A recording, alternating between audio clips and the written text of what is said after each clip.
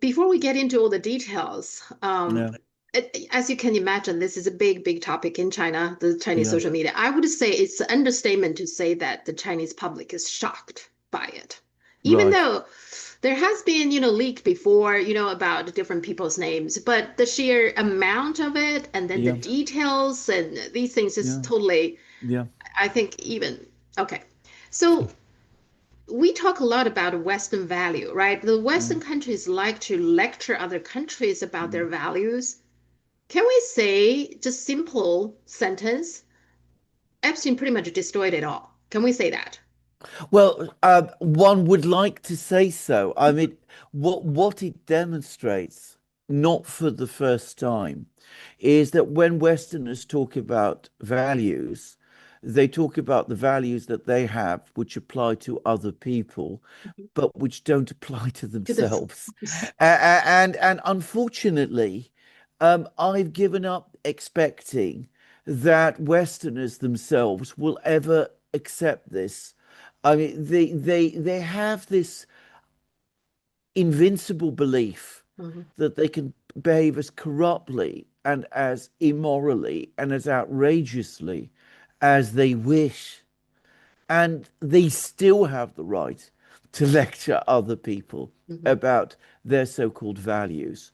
What I would say, however, is that, of course, we, certainly the Chinese people, looking at what has happened with the Epstein affair, they don't need to spend any time being impressed by this.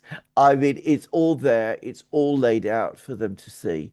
And I can completely understand why people in China are so shocked by it. Well, then that explains because one of the reporters, I think from BBC, I forgot, but one of the reporters asking Keir Starmer after his trip to China, she was still saying, "Did you raise the human rights issue with the Chinese leader?" I was like, you must be living in another world. I mean, the Chinese are very, I really think the Chinese leaders are very courteous and very polite. If this were me, I would just bring them to Epstein. I would say, yes, let's talk about values and human rights and all that sort of thing. How about those victims, Epstein victims? Do they have rights? Do they have at least the right for the truth to come out, right? But yeah. Well, you're absolutely right, and the Chinese leaders are extremely polite and very courteous. Whether they ever responded that way, of course, I'm not there. I do know that Vladimir Putin on occasion did. I mean, there were instances, as I very well remember the episode when they came along, the Western leaders from the European Union in this case, and started bringing up human rights and started talking about how the Russian police would disperse demonstrators. And then, of course, Putin had a whole list of things, and he went, well, what about the arrest of him and the punishment of that person? And look at what happened when these people tried to protest, and the way they were, the riot police was unleashed on them, and the violence and all of that. And I remember that the Europeans came out of that meeting white with rage. I mean, they were furious about it. For them, it was an act of extraordinary, well, there's a French expression, lèse majesté, that you are acting discourteously to the king, the person who is, above you, that he acted, I mean, him bringing up Western transgressions in that way was absolutely unacceptable and simply proved what an evil and wicked man he ultimately was. So, I mean, I remember that incident very well. I don't know whether Putin has ever tried it again since. Mhm. Um, and I don't know what the Chinese leaders do, Mhm. but they don't react well to it No. when it happens at all. Yeah. In a way, it's kind of like giving the Western media even more like a courage that they continue to bring this up. But I really Yeah, think they should at some point like shut it up once for all, throw something solid at them. But anyway, that's yes, me. yes. Yeah. Um, Peter Mandelson, this has been a major, major scandal in Britain, isn't it? Can you explain what really happened here? I think that it would not be untrue to say, in fact, it would be true to say, sorry, I shouldn't use double negatives, but we've become so used to complicated language in Britain. It would be true to say that in Britain, the Epstein scandal is now the Peter Mandelson scandal. Okay. Peter Mandelson is perhaps the longest serving political figure in British politics. He emerged as a major political figure in British politics in the mid 1980s. You know, this is the time of Margaret Thatcher, long, long ago. He played an absolutely central role. He ran Labour's 1987 election campaign. He played a major role in making Tony Blair leader of the Labour Party. He served in many British governments. He was very close to the Conservative Prime Minister, David Cameron, and played a big role in running the ultimately unsuccessful Remain campaign in the Brexit referendum. And he was instrumental in making Keir Starmer leader of the Labour Party and eventually Prime Minister. It would be impossible to find a single individual who has been more important, more influential, mostly behind the scenes in British politics over the last 30, 40 years than Peter Mandelson. And it turns out that he was utterly and completely corrupt. I don't think that's an understatement, and utterly completely corrupt. He was heavily implicated with Epstein, but that's almost the least of it. He operated networks. He was providing information about important government decisions, including government papers, to Epstein and to other people. There are allegations that he was doing this for money. This is why he was a government minister. He was lobbying for all sorts of people. He was accepting favors. He was accepting large gifts of money. I mean, he was corrupt on a scale that is just beyond imagination. And all of this throughout a political career, when, as I said, he was at the center of British politics. And despite the fact that he was being repeatedly identified in the British public, in the British media, as somebody who used to do these sort of things. So people in Britain are very, very angry about this. They're saying, how is it possible that a person of that kind exercised so much power, so much influence behind the scenes for so long? And there are many, many complaints about him.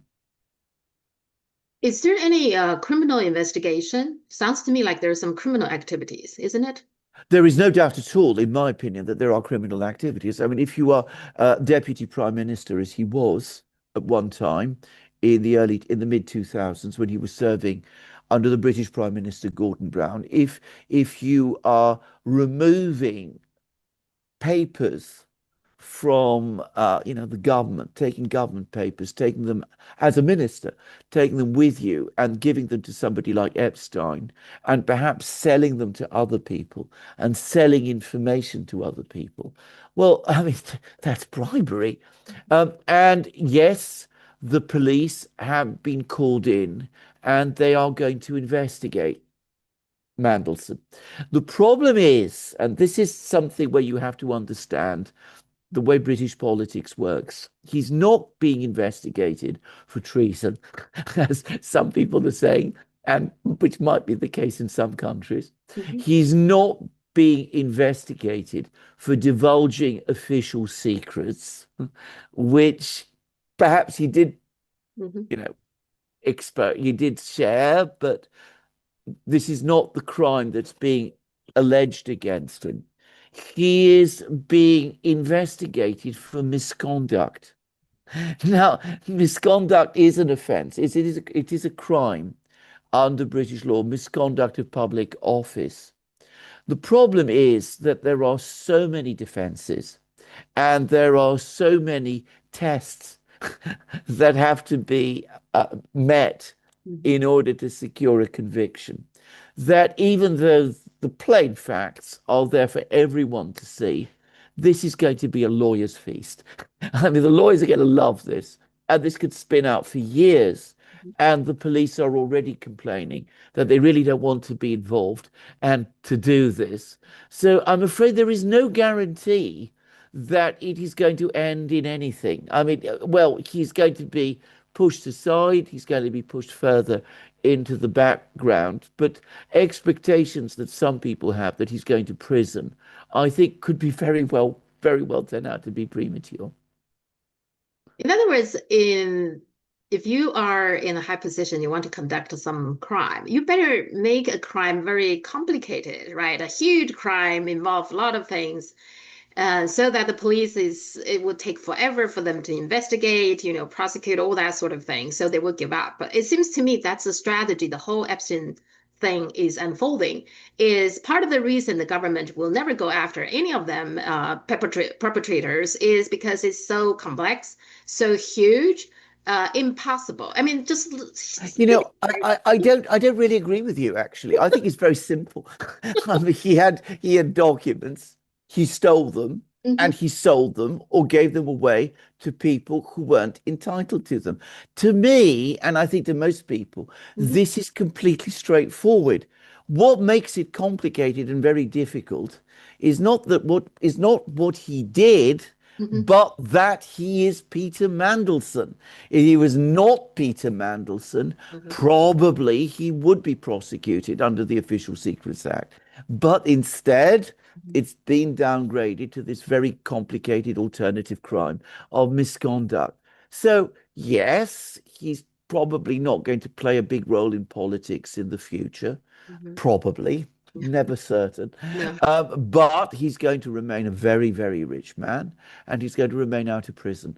And that is the reality of politics in the West today. It is actually worse than you say, because what protects him ultimately is that he is a member of the elite. So the Western legal system is built in a way that if they want to punish somebody swiftly, they can. If they want to protect somebody, they also can, right? Correct. Okay. Correct. There's even an expression which goes back to the ancient Greeks, but which was popularized in France, that in the West, the law is like a spider's web. Hmm. It can catch the small flies, Yeah. but can't hold the big ones. Yeah. Okay. Yep.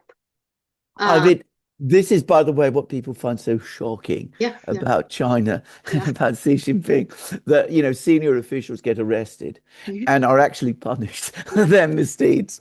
I mean, this is barbarous. This is Yeah. evil. This is monstrous.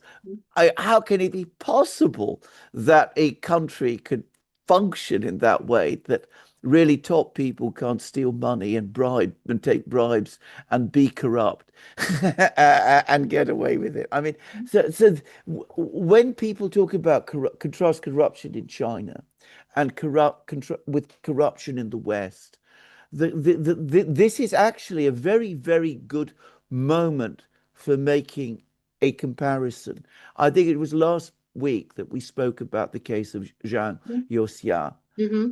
who is a very senior official, Yeah. but is now in very serious trouble in Mm. China. Yeah. And as we said, it's corruption. And we see with Peter Mandelson, and we see with the whole Epstein scandal, that it isn't like that in the West. Hmm. This is where the real corruption is, not in China. In China, if you take bribes, if you are corrupt, however high you stand, again, as a famous British judge long ago once said, however high you stand, the law is above you. Yeah, so that's why they always saying, okay, Xi Jinping doing this to get to his political Yeah. enemy, right? They always Yes, make it yes, look like some kind of power correct, struggle correct, rather than correct. the simple anti-corruption. They can Absolutely, accept that. Yeah. absolutely, Yeah. absolutely.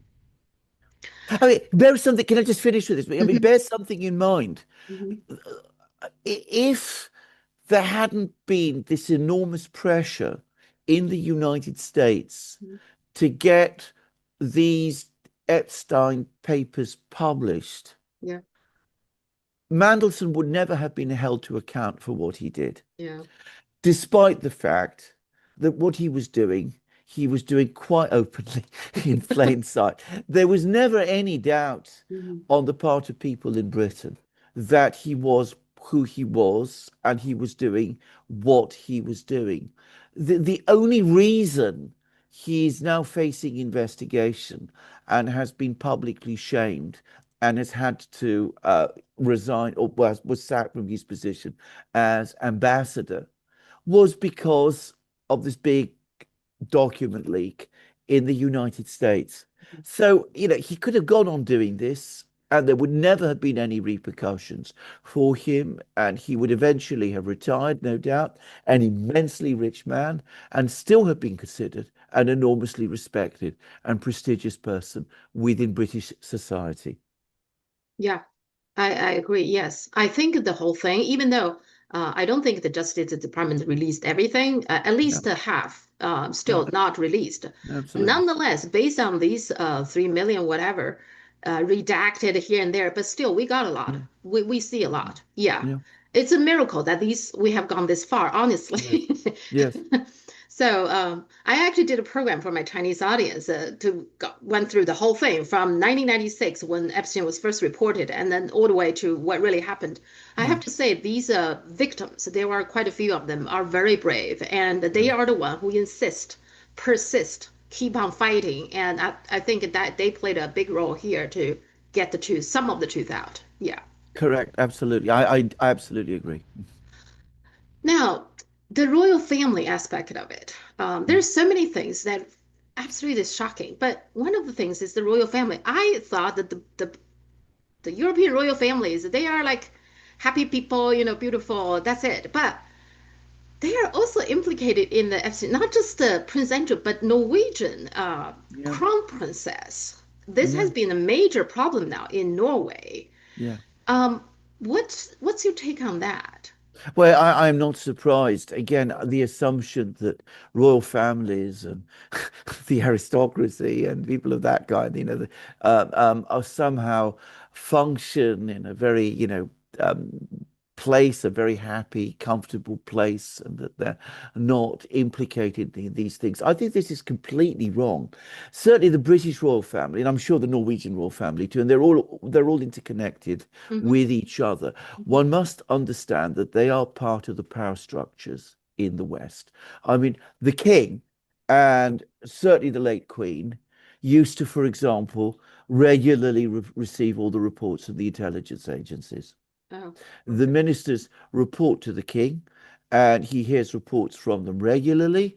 And every week he meets with the prime minister. The king is one of the richest men in Britain, if not perhaps the richest Hmm. man in Britain. He has immense influence and immense power, and he is absolutely part of the British power structure. I'm sure the same is true of the king in Norway. I mean, I don't know so much about them, obviously.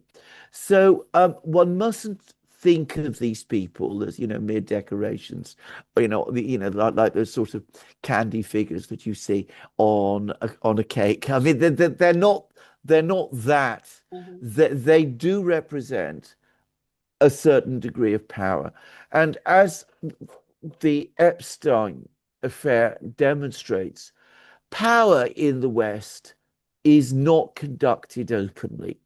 We don't exercise power through the elections Hmm. and processes that we see visible.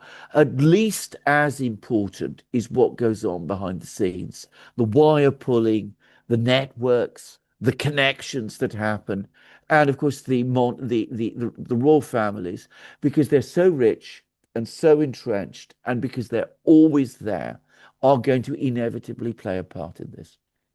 But what is shocking to me is that in terms of this woman, Mette Marit, the British, I mean the Norwegian crown princess. Okay, so her husband is the crown prince. Yeah, I would think she would do things more carefully. She even, based on the emails, she even Googled Epstein. She said, I Googled you and it doesn't look good, but she still contacted him. yeah, And they seem to have multiple interactions. They were friends. They were very close friends, yes, to say the least. I would think the royal family at least be careful with these sort of things, but she doesn't seem careful with that. Well, they're not careful because they never expect to be caught. I Okay. mean, that's the other big story about this. I mean, again, remember, if we'd not had this huge release of information in the United States, we would not know anything about this. So it's absolutely, so, they didn't expect to be caught. They they don't worry in the way that others of us might worry that if we sent incriminating emails to someone like Epstein, Mhm. that those might be recorded and used and published against us at some time. I mean, that isn't a thought that ever occurred to these people.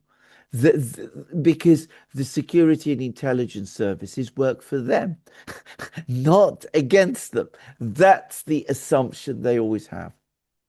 But how about their own people? I mean, Sarah Yeah, Ferguson, she brought yeah, her two teenage girls to have dinner with Epstein right after he get out of jail I know. for Yeah. sex trafficking of the minors. What was she thinking?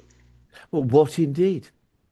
Indeed. I mean, this is the big question. I think we are much closer now to understanding a lot about who Epstein was and what he was doing. I mean, no doubt he did have intelligence connections, probably with Israel. But ultimately, he was one of the big gatekeepers of the network of international power and wealth that rules the West. Mhm. Yeah. And Sarah Ferguson, who was at some level a part of that world, wanted to introduce her daughters to him because one day they will take their place in the network. I mean, that presumably is what that was all ultimately about. And it's clear now that Epstein, quite apart from anything else, was also making money from it. I mean, there's reports that I think it was the Rothschild family paid him $25 million for some things that he did. So, this was his real business. His real business was networking. And he is obviously not the only networker involved here. And the network is enormous. Mhm. And everybody interconnects with everybody else, and everybody knows him. And he's the person who acts to a great extent as the person who brings everybody together. And you can see how they sit together and they decide who's going to be the Deputy Secretary General of NATO and who's going to be the Foreign Minister of this country and Mhm. who's going to do all of those kind of things. And Epstein, who holds no elected office, who's not had any public visible role in politics, he is directly and personally involved. There's even meetings in Russia with one of the opponents of President Putin with a view to fomenting regime change there. I mean, Mhm. it's quite extraordinary. Is that the Ilya Poldomaryev, yeah, yeah, yeah, okay. Yeah, and then he also advised to Vitaly Turkin, the yeah, former yeah, ambassador to, Russian yes, ambassador to the UN, right? And yeah, he's heavily involved in the Russian Ukraine yeah, affair. It's yes, incredible, yes. And then this morning I just saw he had communication with Bill Burr. yeah. Okay, I mean, who is not involved with him right now? Well, everybody is. And they must have all known what was going on. And what lubricates this system, this network of corruption, Mhm. is money and sex. Uh-huh. And very sordid and very, very ugly. And I'm not surprised that people in China are disgusted by it. Yeah, it's absolutely fascinating. People are just they can't understand, that it is. I mean, just thinking about having an Epstein Island in China, if there is a place like that, I mean, Yeah, absolutely. Yeah. I mean, it's a people good, could good, revolt. good, a very, very good point. Very, very good point. Absolutely. Mm. Well, some of the British media, they implying that somehow Epstein is working for Russia, like a KGB. I guess, is it because it's so bad that they have to divert it to somehow give you at least an alternative theory Even though I don't think anybody believed that. But is that what they're trying to do here now? That is exactly what I mean. The story is on its face utterly ridiculous. I mean, he's trying to plot the overthrow of President Putin. Even whilst being an agent of President Putin, I mean, he needs to meet Churkin to discuss information he has about Donald Trump, even though he's an agent of the Russians and has presumably already passed on to the Russians the information he has about Donald Trump. I mean, it is absolutely absurd. It is ludicrous, but it is a way of diverting the conversation away from what the elites in the West have been doing back to the traditional enemy, which is the Kremlin and Russia. Yeah, and then I mean, we talk about that there's some people in Britain they absolutely hate China. So there are definitely a group of people in Britain hates Yeah. Russia, and then there's a group of them hates China. Yes. But they never like look inside what exactly, British real problem is. It's China's fault, it's the Russians' fault, right? So who can they work with? Only the United States? I mean, United States meaning right now, Epstein. Oh no. Yes. Well, yeah, I think again, the Epstein revelations exposed the reality of Atlanticism in the sense that all of these people, these networks, form a single community of people in Europe and in the United States. Mhm. They're all involved together with each other. They all meet each other. They all socialize with each other. They all know with each other. They they do the terrible things we saw that Epstein arranges for them.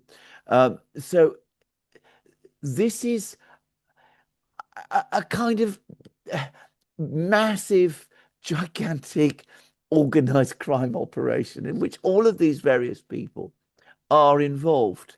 So that this is never really going to break down or break up because it would mean a divorce or a separation within this corrupt family, if you like. So it's not going to happen. And of course, what they try to do is that they try to project any problem that they face outwards towards their enemy. The enemy is the Russians, even more, even to an even greater extent, it is the Chinese.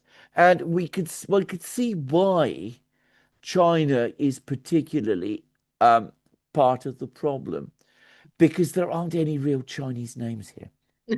The Chinese Yeah.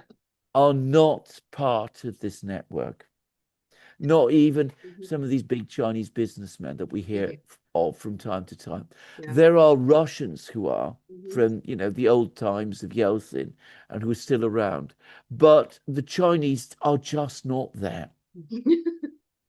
Well, if we want to, the only person remotely close to Chinese is Dalai Lama. He was No, mentioned.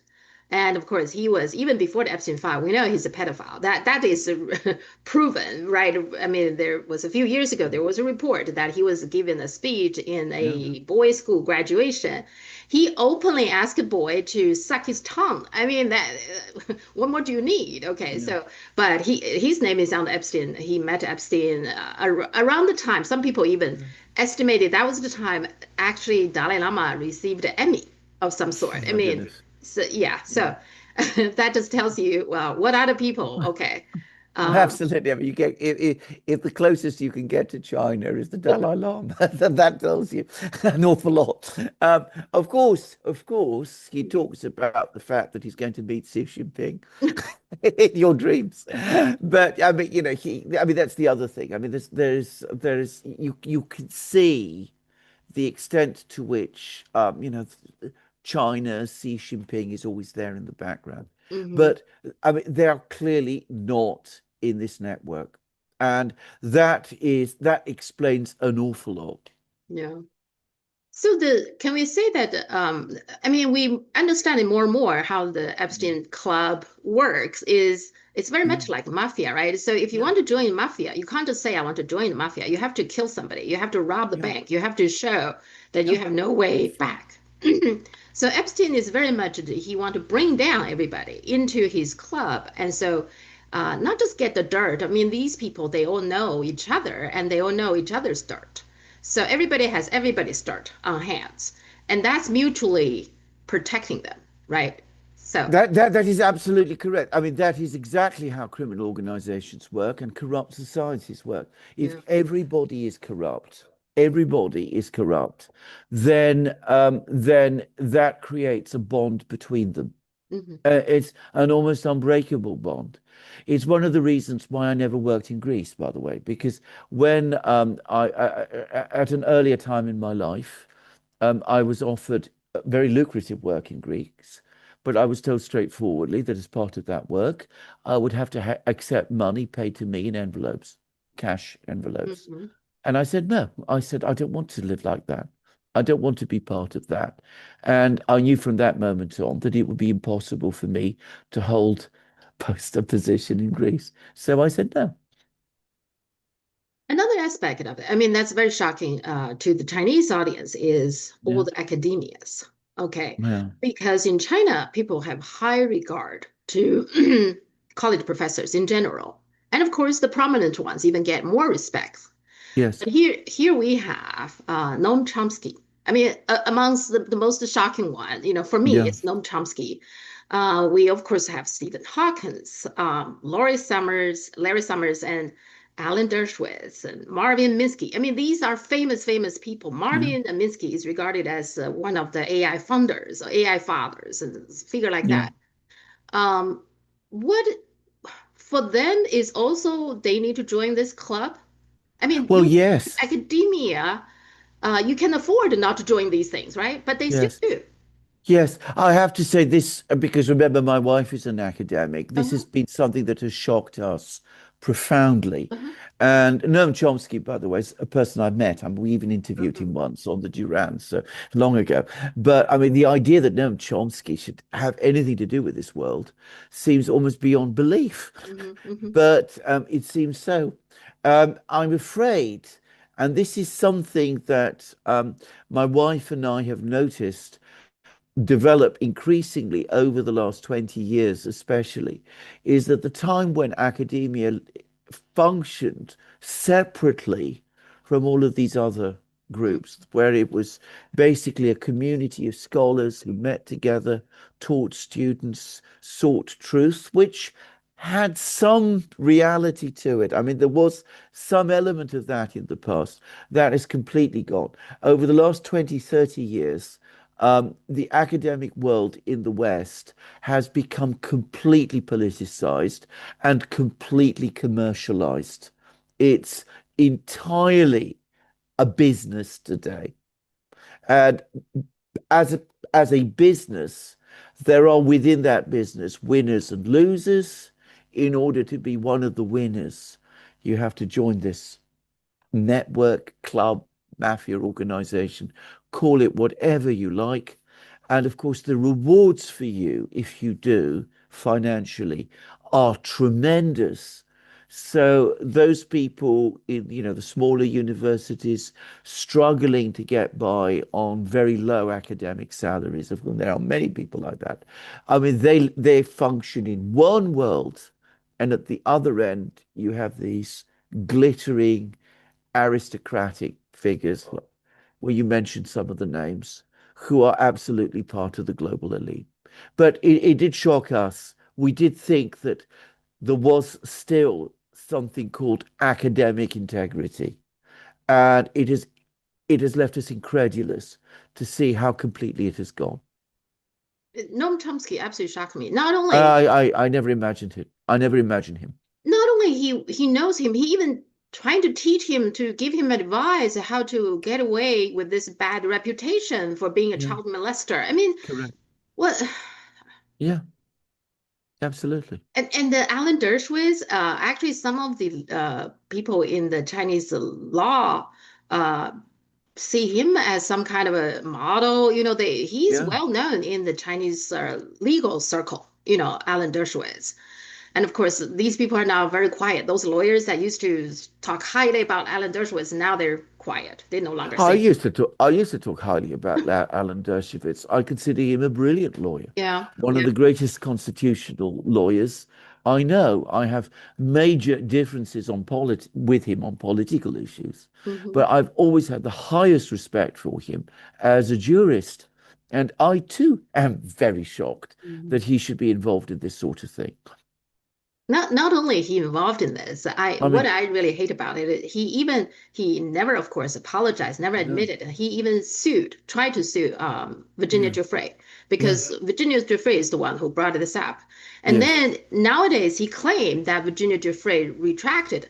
Virginia Giuffre never retracted that. no, no, This is what she said. We need to be very clear. In her book, Virginia Giuffre said she eventually she actually sued Alan Dershowitz, yeah, and then Alan Dershowitz sued her, and eventually they settled. The yes, two of them put out a joint statement. In there, Virginia Giuffre said, "I have long believed that I was trafficked by Jeffrey Epstein to Alan Dershowitz. However, I was very young at the time. It was a very stressful and traumatic environment, and Mr. Dershowitz has from the beginning consistently denied these allegations. I now recognize I may have made a mistake in identifying Mr. Dershowitz. This is not yeah, retracting. To me, it's no, not retracting. no, I agreed. Yeah. I agreed. But anyway, but Dershowitz would claim that Yeah, she retracted yes, this. So, yes. presidents. Is there any president? I mean, the one that we didn't see is Biden and Obama. It seems like all the others, from Bush Senior, Bush Junior, of course, Clinton and Trump. I mean, they Yeah, all yes, implicated, right? yes, So, and somebody even saying maybe that's a requirement now from yeah, you need to be in the club in order to become the president. yes. Well, indeed, I think in Biden's case, I mean that there is a completely different nexus of corruption involving Yes. him Hmm. and his son. So, and it could very well be at some point that we'll find that they do intersect. Hmm. With Obama, it's very interesting because the one thing I've always said about Obama is that he's very, very clever at somehow being both in this world and sort of out of it. So you never quite pin him down. And there's a famous character in English literature who is a cat Hmm. called Macavity, who is a master criminal. He's the most criminal and evil of all of the cats, but he's incredibly clever, and he's the mastermind of crime. And there's a poem which says, whenever a crime is committed, Macavity is not there, and that's the way it is with Obama. You always see things happen when Obama's around, but he himself somehow manages not to be implicated in it. So it doesn't surprise me. But, well, everybody is there, and that's the most important thing. And precedents, situations where we've had a world of this kind, the closest approximation that I can think to it is late 18th century France. Hmm. France on the eve of the French Revolution, when again society had become profoundly amoral and corrupt. When the Marquis de Sade, you know him, was writing his books, or was basing his ideas for his books, and that world and the world that we see today in the West is very similar. There have been other moments when things also became a bit like this. Uh, um, the 1940s in Germany and Italy. Again, people don't quite realize how profoundly corrupt and depraved Nazi Germany and Italy were at that time, especially in Italy. There's a rather terrible, terrifying film called Salo, which I do not invite anybody, by the way, China to watch. I mean, it is revolting, but it is set in the last weeks of fascist Italy, and it gives you some idea of what it was like. So there are precedents. There have been moments in modern history where it has been like this. But, and this is the thing to say, when this happens, it's usually a sign of a system that is in very, very steep moral decline and close to collapse. I mean, systems like this are not sustainable. Well, what some of the things that Epstein did actually have real consequences. So, for example, he actually was talking to Zelensky, with the Ukrainians to plot to assassinate Putin, Yeah, right? So now some people are commenting that Putin at one point said he was fighting Satan. Well, he was, and he is, right? yeah, Satan, Satan yeah, himself. yeah. Um, okay. Well, Let's. what you see again is total breakdown Uh-huh, of all moral restraints. I mean, yeah, trafficking, sex, mhm, violence, corruption, yeah, and killing. yeah.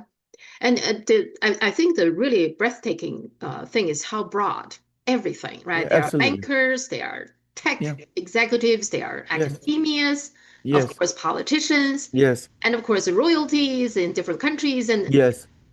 is Yes. that the Slovakia? Is that the former Slovakia? Somebody resigned of that too. I can't keep That's up. right. That's right. There is a former Slovak official has now had to resign. Yeah. Okay. Well, just it happened. I was reading Foreign Affair. There was an article. The title Mhm. is "The World Will Come to Miss Western Hypocrisy." So this was written by a think tank, Matthias Spector, who is based in Brazil. Now, in there, it says this. He said, hypocrisy has long played a double role in international politics. It has bred resentment and distrust between global powers, but it has also constrained power by making states answerable to the moral standards they claim to uphold. How do they uphold or answerable or what have you do to get out of this Epstein? Well, I mean, this is a very fashionable view at the moment, and I think it flows.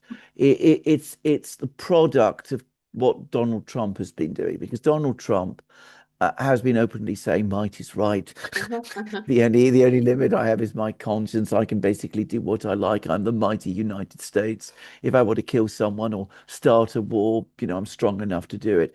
And this has caused problems for the existing system because, when somebody throws off Mhm, all restraints and no longer pretends to be anything else than a gangster, then it's very, very difficult to defend him uh-huh, in the way that people in the West have wanted to do up to now.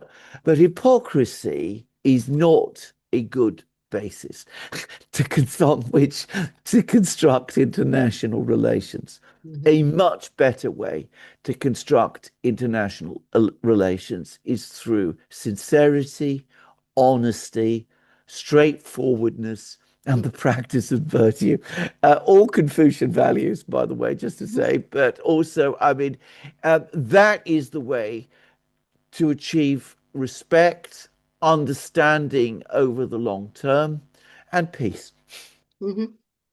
Um, but at least we can say now it seems that with Trump and of course with Epstein, the West pretty much admitted that they have been for years. I mean, Carney said that, right? They have Yeah, been very hypocritical, but they knowingly, follow along, what have you, just accept yeah. that. Okay, they never try to correct it. Okay, and it seems like with Epstein, it's even that, even they trying to continue to try it, it's just almost impossible now to be continue to be hypocritical. That's not doable now, it seems to me. Like, Well, I know it's becoming more and more difficult because, as I said, so much of the mask is being pulled off.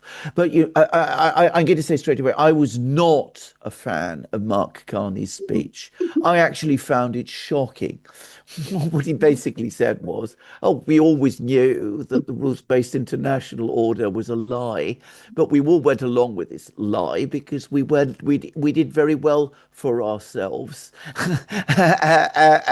as a result. Now that that lie has failed, we must come up with an entirely new lie that we can sell to the world." I mean, everybody cheers him for it, and to me, it is unspeakable, revolting cynicism.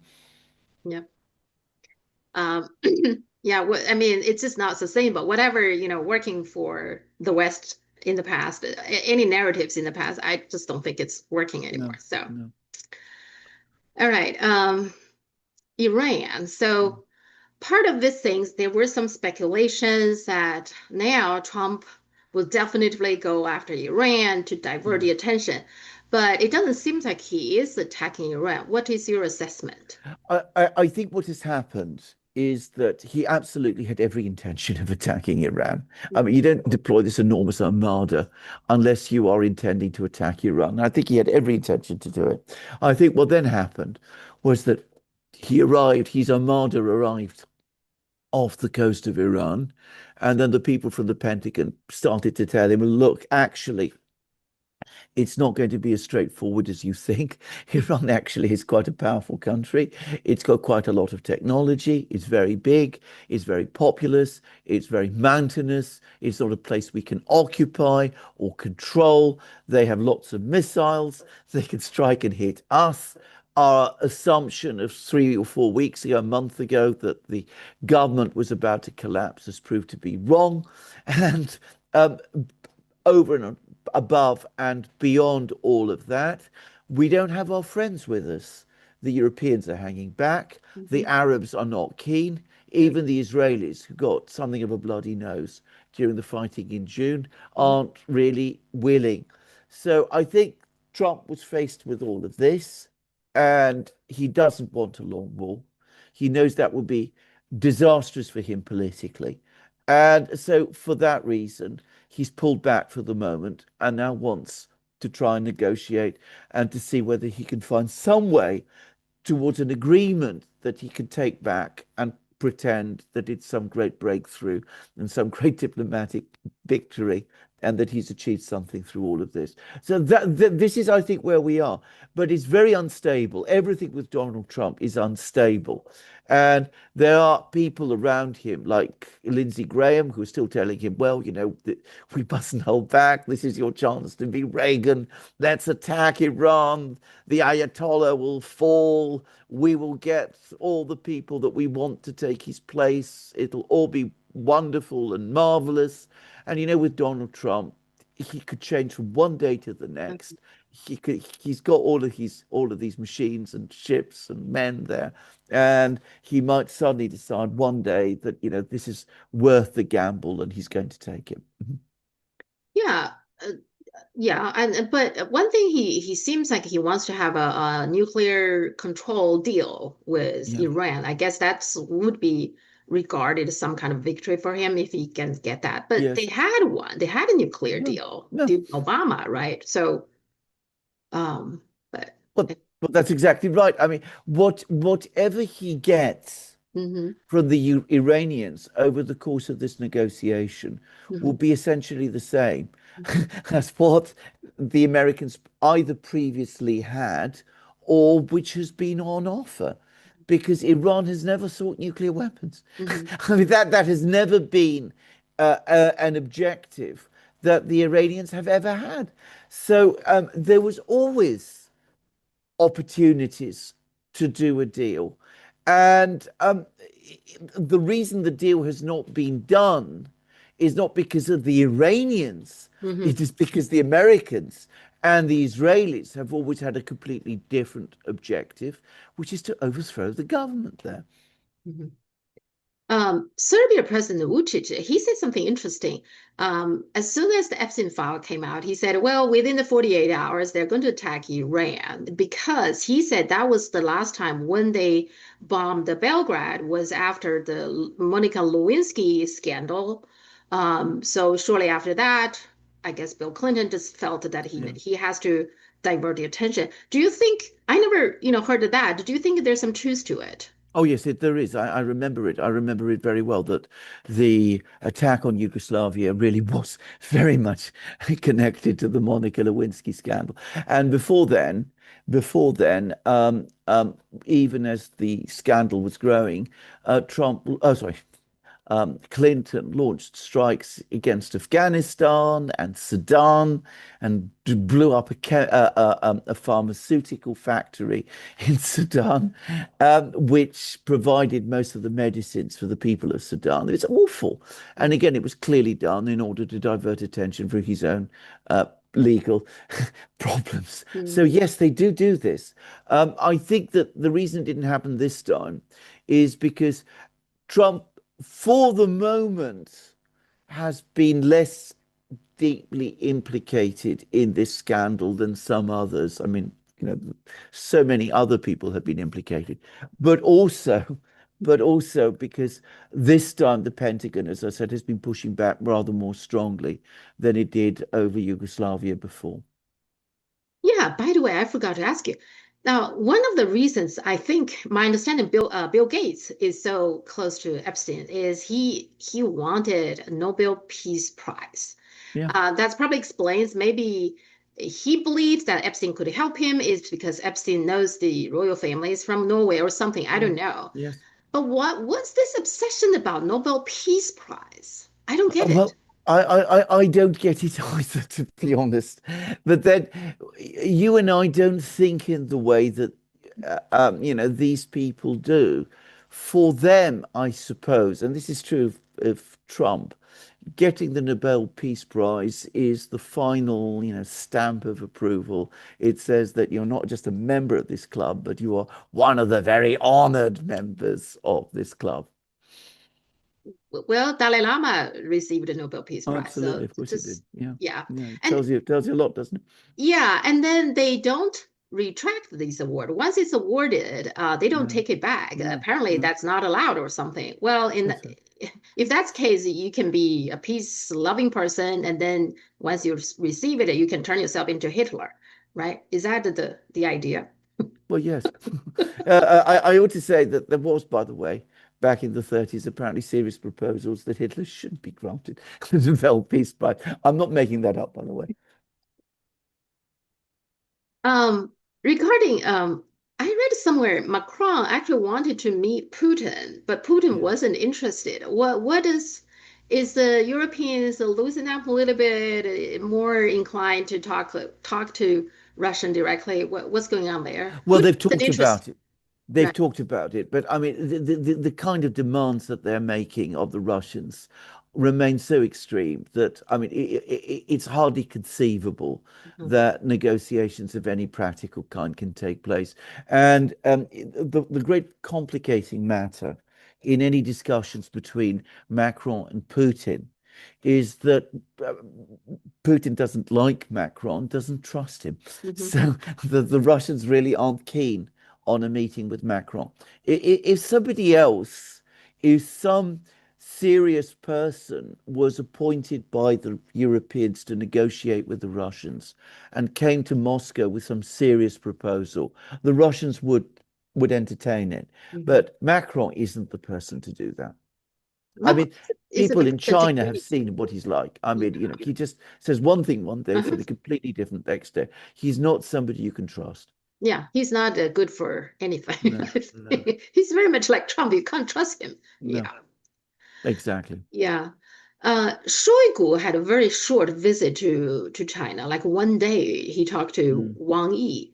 What were they talking about? What's that? Well, well, I don't know whether this is what they were talking about, but the story in Russia is that it's about strategic arms. Oh, Today, the New START treaty okay. expires. Uh-huh. There is no arms limitation treaty to take its place. The Russians are very concerned that there's going to be an uncontrolled arms race, Hmm. and they're very concerned about the fact that there doesn't seem to be any worry or interest in this topic amongst the Americans. So I think the Russians feel that they do need to speak about all of this with China, because China now is, so important in the world of. I mean, they're not going to suggest, by the way, that China, you know, initiate negotiate. I mean, that's not what they're about. But they do want to. They do want to share their views about the future with China and how dangerous this is, and how dangerous a United States that has no accepts no limits can be in a world where there is no arms limitation. Okay, so today's expired, so there is no arms control Yeah. agreement in place now from tomorrow. From tomorrow, and not only that, there are no negotiations about limits on strategic weapons. There have been, I looked into it this morning. negotiations between the Western powers and the Soviet Union on limits on nuclear weapons began in 1958. Hmm. So for the first time since then, we either have no treaties to limit nuclear weapons or no negotiations to limit nuclear Mm. weapons. We are in a situation such as not existed since the 1950s. And it's unsurprising that the Russians themselves are very, very concerned about it.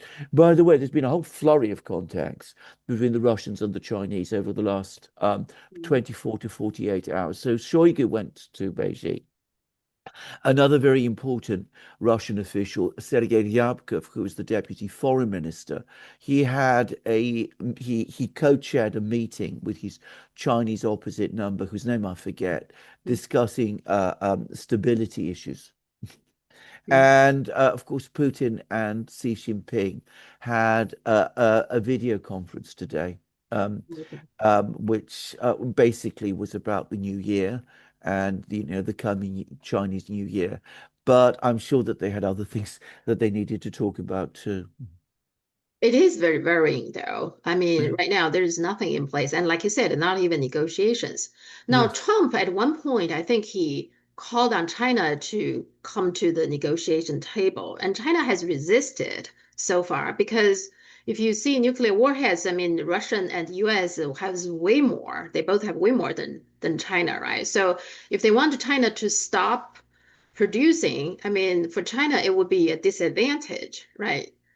What the United States wants is to lock China into a Uh-huh. position of permanent inferiority. Yeah.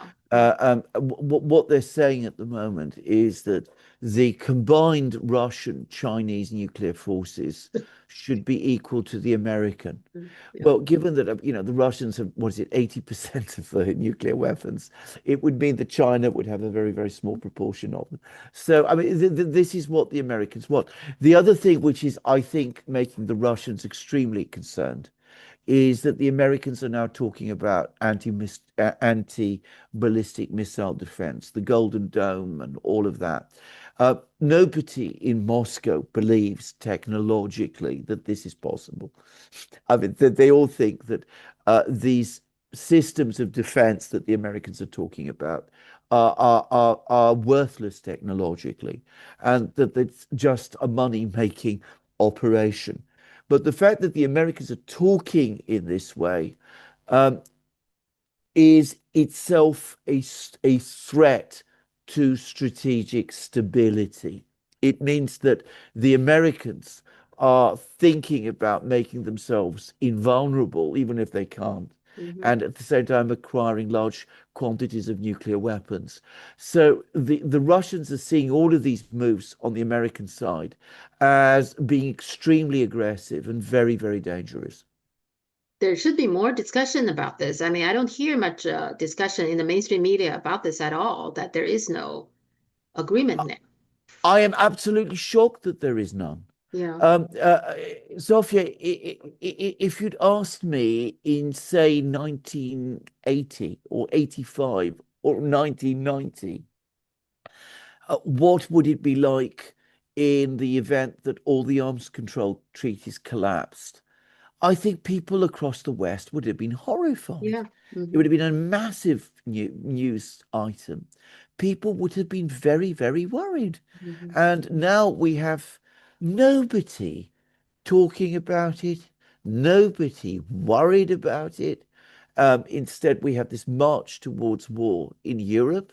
And I mean, it greatly worries me. Yeah. Yeah. We live in a very, very strange world, I think, you know. Um, a few more things. So Trump now says he welcomes China and India to jointly invest Venezuela oil. I thought the whole idea he took the oil is because he doesn't want China to have anything to do with it. So now he changed his mind. Yeah, of course, because he can't do anything with the oil himself. The original plan was that he would go into Venezuela, seize all the oil, and that would give him the great monopoly, and he would become the gazillionaire. And so would the United States. But of course, it turns out that you can't really develop the oil in Venezuela, and the Venezuelan government isn't quite as compliant as he imagined. So, of course, what does he do? He calls on China and India for help.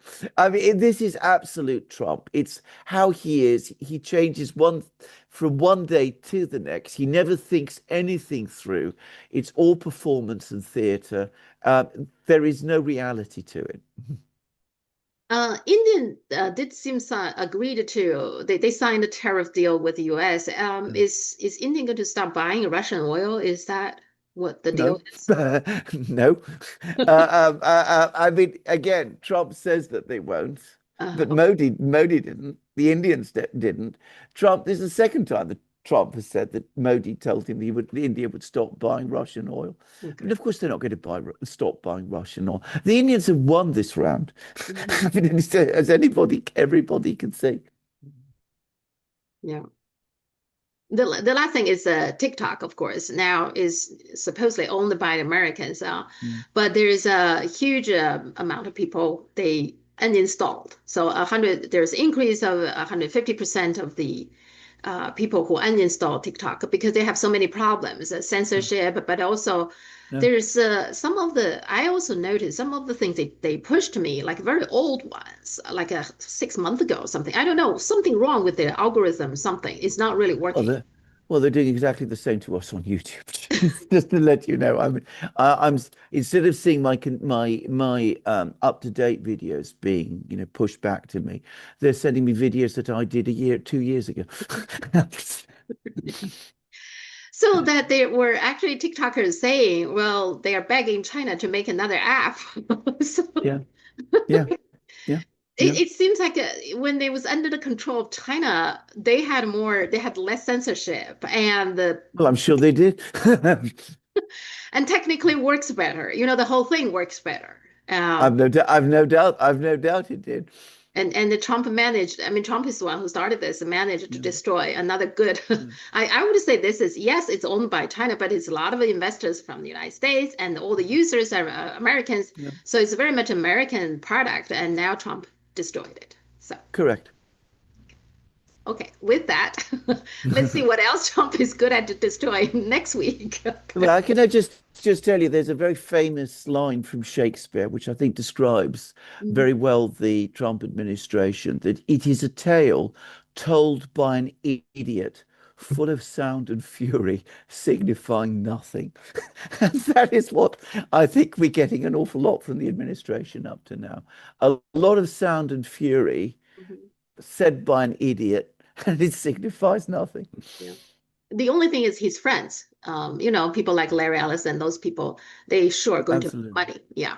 That Well, that's no, no, this is what I think increasingly this is becoming all about. It's becoming about as making as much money as possible Mhm. whilst the old man is still there. Yeah. Yeah.